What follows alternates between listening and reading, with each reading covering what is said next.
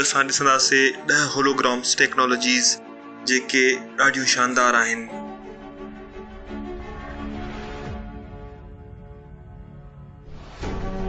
ॾहें नंबर ते आहे laser plasma holograph.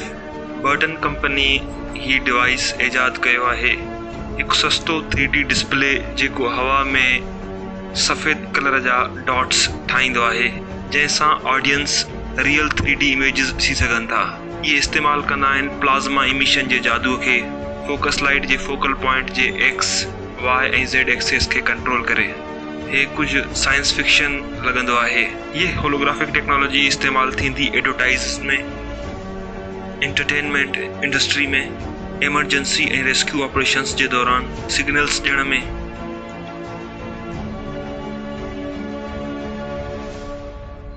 Fan type holographic devices अहिड़ियूं डिवाइसिस आहिनि जेके घर में लॻल छित वारे पंखे वांगुरु फिरंदी आहे, पर हॉरिजेंटल मैनर में। पखनि ते लॻल हूंदा आहिनि कुझु सोफिस्टिकेटेड RGB लाइट्स जेके फिरण सां होलोग्राफिक इल्यूजन्स पैदा कंदा आहिनि। हैरानीअ जी इहा ॻाल्हि आहे त तमामु घटि करंट ख़र्च कंदे हे तमामु HD क्वालिटी जा इमेजिस होलोग्राम कंदा आहिनि, उहो बि सिर्फ़ु 10 वॉट जी एनर्जी में।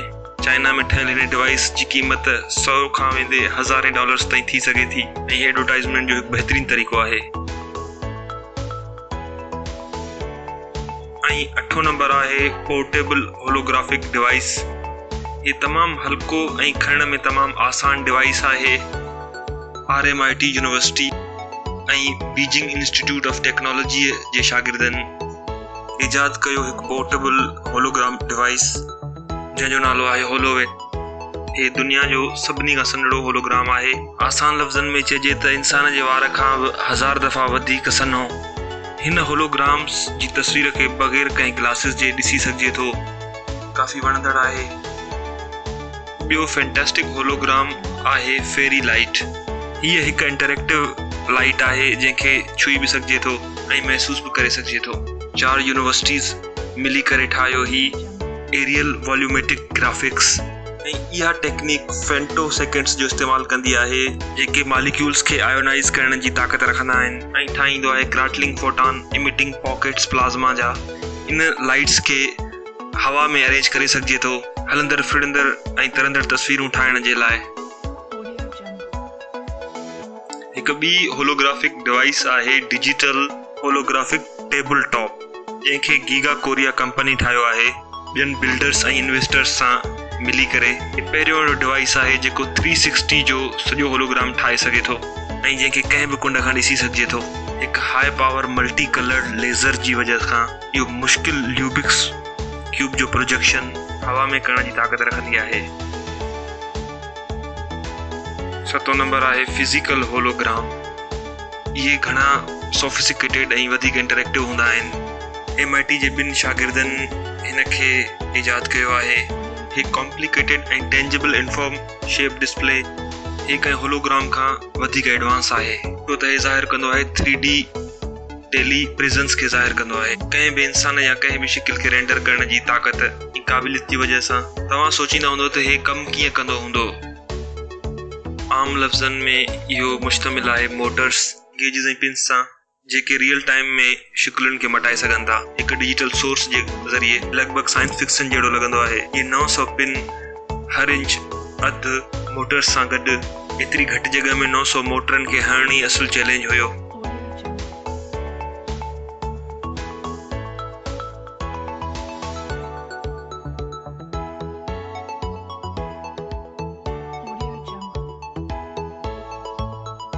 क्रेज़ी फ्लाइज़ 2.0 हे हिकु ॿियो होलोग्राम आहे जेको 100 ऑटोनॉमस ड्रोन्स जो इस्तेमालु कंदो आहे LED लाइट सां गॾु। ये ड्रोन्स पाण में तालमेल सां उॾंदा आहिनि ऐं हवा में 3D ग्लोइंग आर्टिफिशियल स्ट्रक्चर्स ॾेखारे सघनि था। हिननि खे फटाकनि जी जाइ ते इस्तेमालु करे सघिजे थो ऐं ये एयर पॉल्यूशन बि न कंदा। हिनखे डिज़ाइन कयो आहे Raffaello D'Andrea.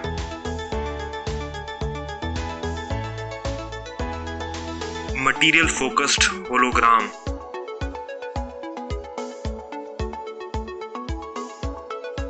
Material focused holograms अहिड़ा होलोग्राम्स थींदा आहिनि जिनखे कंहिं वसीले जी ज़रूरत हूंदी आहे। इन्हनि जो पहिरियों मिसाल आहे स्मोक प्रोजेक्टर। स्मोक प्रोजेक्शन एक बेहतरीन टेक्निक है घट पैसनि में होलोग्राफिक इफेक्ट लाए। बस तव्हांखे ज़रूरत है एक प्रोजेक्टर जी स्मोक ट्यूब जी जेका लगातार मथे धुओं छॾे। ये वाकई एक किफ़ायती तरीक़ो है कंज्यूमर्स के पांडे अट्रैक्ट करण लाए एक हाइटेड एडवर्टाइजमेंट सां गॾु। मटीरियल फोकस्ड होलोग्राम्स जो एक ॿियो मिसाल है पानी अंदर होलोग्राम जैसे बर्टन इनकॉर्पोरेशन कंपनी डेवलप किया है। पर तव्हां सोचींदा हूंदो त आख़िर ये कम कीअं कंदो हूंदो। ये लेज़र लाइट पानी में मॉलिक्यूलर एक्साइटेशन पैदा कंदो है सावा होलोग्राफिक इफेक्ट्स ॾेखारण जे लाइ। हैरानगी जी ॻाल्हि आहे त इहो सिस्टम हिकु सेकंड में 50,000 डॉट्स ठाहींदो आहे।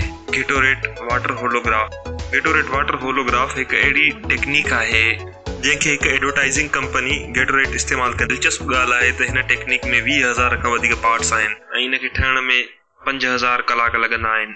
हिन में 208 अलॻि अलॻि नोज़ल आहिनि जेके ऑन ऑफ थींदा आहिनि 2 मिली सेकंड जे अंदरि। फिगर हिकु बॉक्स ॾांहुं भॼंदी आहे ऐं हीअं करण सां पाणी हेॾे होॾे फैलिजण लॻंदो आहे जेको हिन कम खे अञा वधीक मुश्किल बणाए छॾींदो आहे। होलोग्राम्स फॉर शॉपिंग मॉल्स ये एक 7D होलोग्राफिक टेक्नोलॉजी है। इन मतलब त इलाही हाई क्वालिटी होलोग्राफ कैप्चर कंदा आहिनि 7 डायमेंशंस खां ऐं उहो बि ज़बरदस्त विजुअल इफेक्ट सां गॾु। जीअं तव्हां ॾिसी सघो था वर्चुअल वेल स्कूल जिम जे फ्लोर ते ऐं उतां टपा बि हणी रही आहे जेका बिल्कुलु असली लॻी रही आहे। पर हीअ टेक्नोलॉजी अञा ठहण जी शुरूआती हिस्सनि में आहे ऐं हीअ कॉन्सेप्ट वीडियो हिकु कंपनी मैजिक लीक जारी कयो हुयो सिर्फ़ु इन टेक्नोलॉजी जी क़ाबिलियत खे ॾेखारण जे लाइ। कुछ वीडियो 7D टेक्नोलॉजी यूट्यूब ते ॾाढियूं वायरल थियूं हुयूं जहिड़ो कि 7D होलोग्राफिक शो दुबई में, 7 होलोग्राफिक ज़ू जैपनीज़ मॉल में, या ते होलोग्राफिक जानवर जीअं जिराफ पांडो ईअं लॻंदो आहे ॼण जैपनीज़ मॉल में माण्हू सां गॾु घुमी रहिया आहिनि। पर बदकिस्मती सां इहे सॼा वीडियोज़ नकली हुया। ये वीडियोज़ नेशनल ज्योग्राफिक जे एडवर्टाइजिंग कैंपेन जो हिकिड़ो हिस्सो हुया जो हिकदमि एतिरो वायरल थी वियो ऐं हिनखे माया एनिमेशन सॉफ्टवेयर जे थ्रू बणायो वियो हो। इहा ॻाल्हि त साफ़ आहे त इंटरनेट ते नकली वीडिया भरिया पिया आहिनि पर असां होलोग्राफिक टेक्नोलॉजी जी मौजूदगी खे बि नथा इनकार करे सघूं। हिकु ॿी होलोग्राफिक टेक्नोलॉजी चाइनीज़ कंपनी कीनोमो जी तरफ़ खां उन्हनि तयारु कयो हाइपर विजन बॉल जेको HD रेज़ोल्यूशन में होलोग्राफिक इल्यूजन ठाहे सघे थो। इन यूनिक बॉल ते इलाही घुमंदड़ फैंस थींदा आहिनि। उनजा नाज़ुक LED प्रोपेलर हिकु एडवांस सॉफ्टवेयर अल्गोरिथम ते भारींदड़ होलोग्राम ठाहींदा आहिनि। हिन भित जी साइज़ 3 मीटर आहे। ये इलाही पावर एफिशिएंट आहे छो त हिन जे इस्तेमाल सां सिर्फ़ु 65 वॉट एनर्जी इस्तेमाल थी रही है। इन जी कीमत है $3,200। इहो डिज़ाइन थियल हुयो रिटेल स्पोर्ट ऐं कमर्शियल डिस्प्लेज लाइ। नोलोग्राम ग्लासेस फ्री ऐं बिल्कुलु असली जहिड़ो होलोग्राम ऐं हीअ नई टेक्नोलॉजी ठाही आहे फ्रेंच आर्टिस्ट जंहिंजो नालो आहे जोवानी लिमर्शियर। 2 डायमेंशनल स्पेक्ट्रम जो इस्तेमाल करे मोशन पिक्चर ऐं सेंसर सां गॾु अहिड़ा इमेजेस ठाहींदा आहिनि कि पूरा 3D लॻंदा आहिनि। टेबल होलोग्राम उहे होलोग्राम थींदा आहिनि जंहिंमें टेबल जी ज़रूरत हूंदी आहे। हिन जो पहिरियों एग्जाम्पल आहे यूक्लिडियन होलोग्राम टेबल, दुनिया जो पहिरियों मल्टी यूज़र होलोग्राम टेबल। हिन होलोग्राम जे भरिसां 4 माण्हू ताईं हली सघनि था ऐं हिन सां तालमेल पिणु करे सघनि था। यूक्लिडियन होलोग्राम में आहे ग्रेट प्रोसेसर ऐं पावरफुल GPU जंहिंसां 3D इमेजिस रोशनी प्रोजेक्ट ॾाढो सुठो हुनखे कंदा आहिनि। कंप्यूटर इहो लाइट जे कुझु एटमनि खे पाण में कोऑर्डिनेट कराए कंदा आहिनि। हिनखे रियल एस्टेट वेचण में इस्तेमालु करे सघिजे थो जेको पहिरियों नंढी प्लास्टिक जी बिल्डिंगनि जे वसीले कयो वेंदो हो। हिनखे पूरो शहर या पूरे मुल्क खे ॾिसण में कमु आणे सघिजे थो। हिनमें दुनिया जो पावरफुल 3D ग्राफिक्स आहे। सभ खां ताक़तवर एल्गोरिथम ज़बरदस्त कॉम्बिनेशन सां हिन टेबल खे मदद मिलंदी आहे ताकि हे 64 एटम्स पर क्यूबिक मीटर जो डेटा प्रोसेस करे सघे जेको बराबरि आहे 1 million atoms per cubic inch जे। आसान वर्डन में ईअं चइजे त 1000 GB जेतिरो ग्राफिकल डेटा हैंडल करे सघे थो। टेबल होलोग्राम जो हिकिड़ो ॿियो मिसाल आहे होलोलैम्प, दुनिया जो पहिरियों glasses free portable holographic device जेको डायरेक्ट तव्हांजी टेबल ते ऑप्टिकल 3D इल्यूजन्स क्रिएट कंदो आहे। हिन जूं एप्स यूनिटी सां ठाहियूं वयूं आहिनि जेको हिकु leading global game industry software आहे। टच डिटेक्शन टेक्नोलॉजी सां लेस होलोग्राम 3D ऑब्जेक्ट्स खे तव्हां पंहिंजे हथनि सां कंट्रोल करे सघो था। हिकु ॿी होलोग्राफिक डिवाइस आहे 3D वॉल्यूमेटिक टेक्नोलॉजी। जैसा डिजिटल कंटेंट बिल्कुल असली लगंदा आहिनि ऐं हे माण्हुनि जी मदद कंदा आहिनि विजुअलाइज़ करण में, ॻाल्हाइण में, सिखण में ऐं गॾिजी करे 3D एक्सपीरियंस वठण में। हिनखे ॾिसण लाइ कंहिं स्पेशल ग्लासेस जी ज़रूरत न पवंदी आहे ऐं हे ॾाढो इंटरेक्टिव आहे 3D, जंहिंसां मल्टी यूज़र हिनखे रियल टाइम में इंटरेक्ट करे सघनि था। हे हर कंहिं जे एंटरटेनमेंट लाइ बहितरीन टेक्नोलॉजी आहे।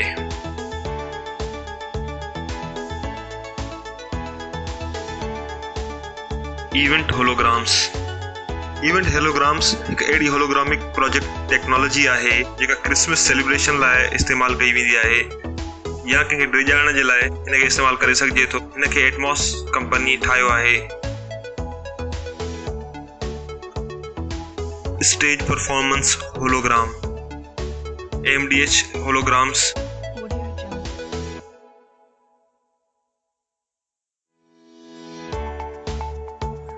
दुनिया जे लीडर्स मां आहे ऐं MDH होलोग्राफिक टेक्नोलॉजी सभ खां जदीद होलोग्राफिक टेक्नोलॉजी आहे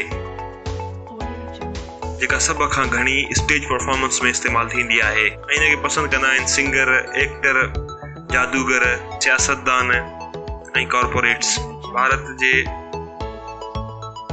वज़ीर आज़म नरेंद्र मोदी पिणु इहो इस्तेमालु कयो हुयो चूंडनि में खटण दौरान, जंहिंमें ठीक ठाक ख़र्च आयो हुयो हुतां जी हुकूमत जो, छो त हीअ टेक्निक काफ़ी महांगी आहे।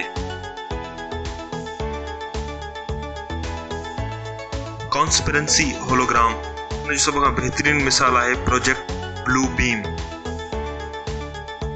इहा कॉन्स्पिरेंसी थ्योरी सभ खां पहिरियों प्रपोज कई हुई 2 कैनेडियन जर्नलिस्ट 1994 में ऐं 2 सालनि खां पोइ हैरत अंगेज़ तरीक़े सां ॿिन्ही जो दिलि जे दौरे सां मौत थी वियो।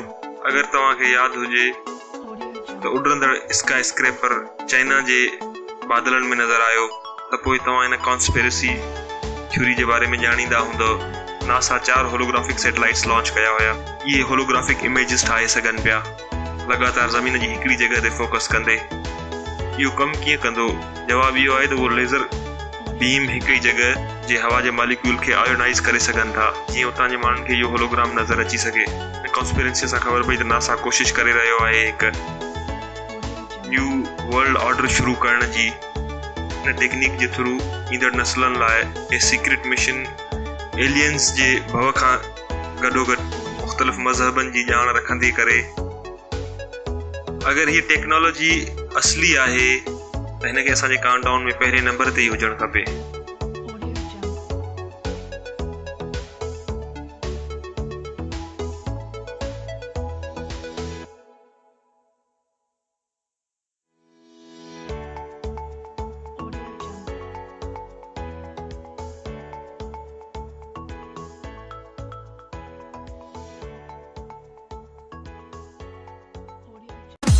दोस्तों, अगर तव्हांखे ही मुंहिंजो वीडियो पसंदि आयो आहे त प्लीज़ फेसबुक ते लाइक ज़रूरु कंदा ऐं वधि खां वधि शेयर कंदा पंहिंजे दोस्तनि में। वॾी महिरबानी।